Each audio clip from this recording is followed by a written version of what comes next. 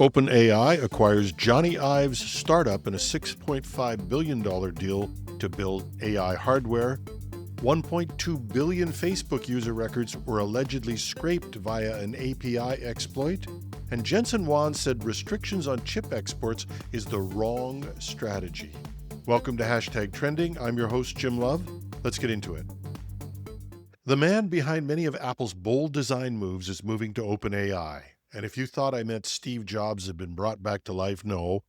But the next best thing is that OpenAI has acquired the AI device startup I.O., founded by legendary iPhone designer Jony Ive, for a stock deal valued at $6.5 billion. Ives worked with Steve Jobs after Jobs returned to Apple in 1997. He had a 27-year-long career at Apple. During that time, Jobs and Ives launched a number of game-changing products, including the iPhone. Ives left Apple in 2019 to found his own company. There's no clear announcement of what product OpenAI will be making, but there's a vast number of possibilities ranging from cars, robots, even AI-powered glasses like those from Google and Meta. But we can be certain that whatever the vision is, given Ives' track record, it will be something that will be a huge disruptor in a field that is already moving at light speed. OpenAI CEO Sam Altman and Jony Ive have been collaborating for over a year, sharing a vision of how to redefine how users interact with technology through AI. The deal brings in I.O.'s 55-person team comprising former Apple executives like Evans Hankey and Tang Tan into OpenAI's operations. While Ive's personal firm, LoveFrom, will remain independent, it will lead design efforts in both OpenAI and I.O.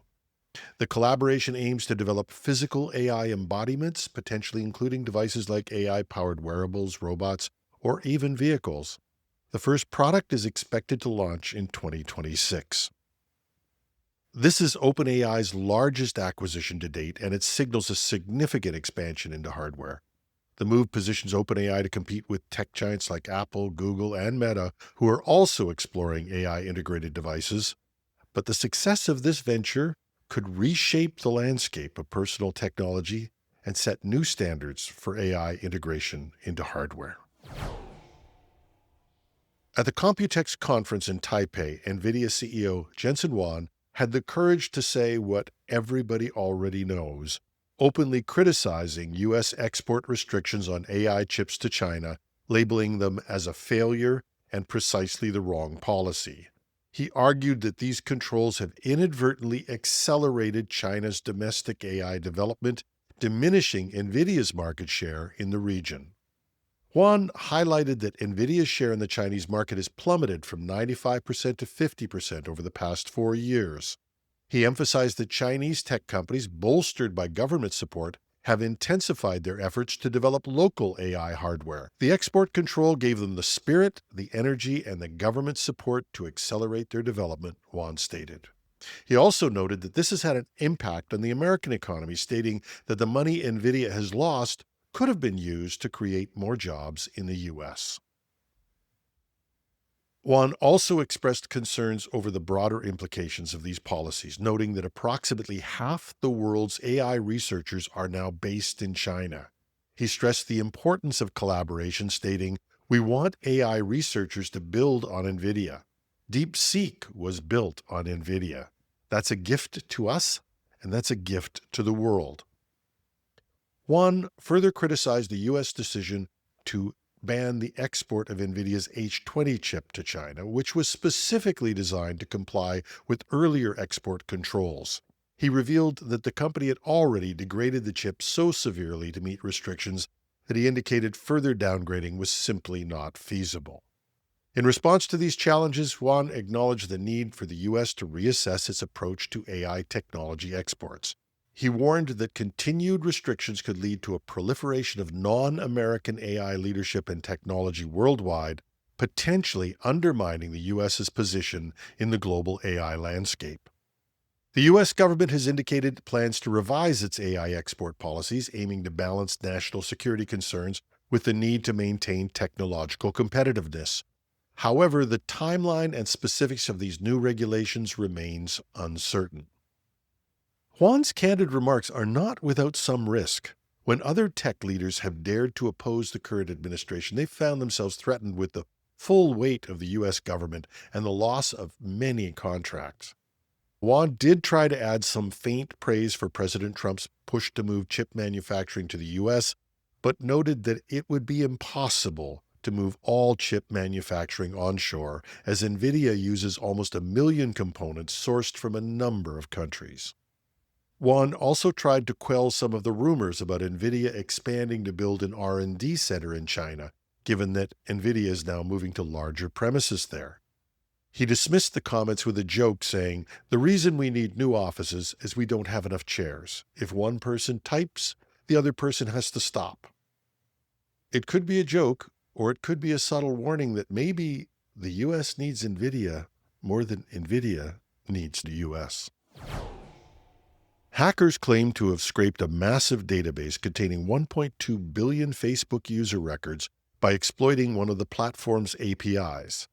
The dataset, reportedly posted on a popular data leak forum, includes personal information such as user IDs, names, email addresses, usernames, phone numbers, locations, birthdays, and more.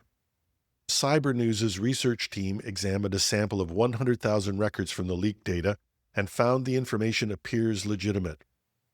However, they advise caution regarding the attackers' claims of 1.2 billion records, as the full dataset has not been independently verified.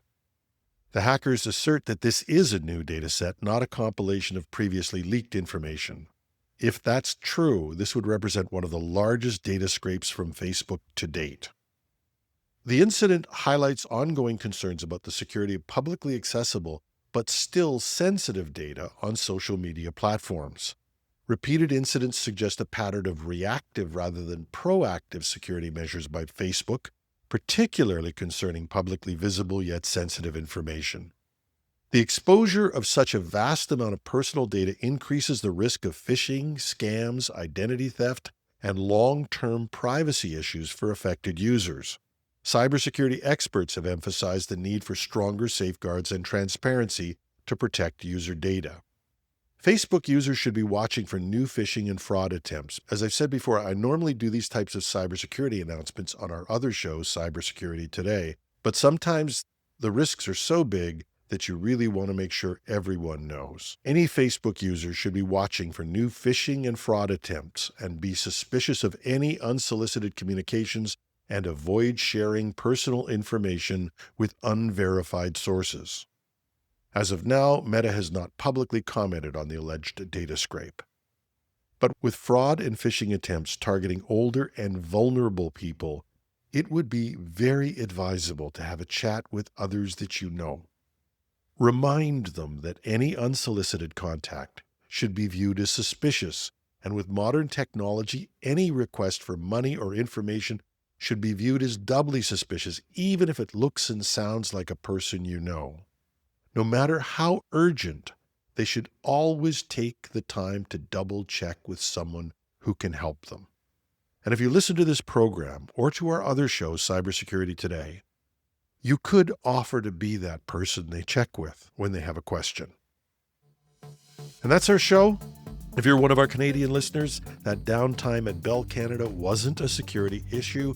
It was a faulty implementation, and they've rolled back the code, so everything should be up and running in time to hear this episode tomorrow morning.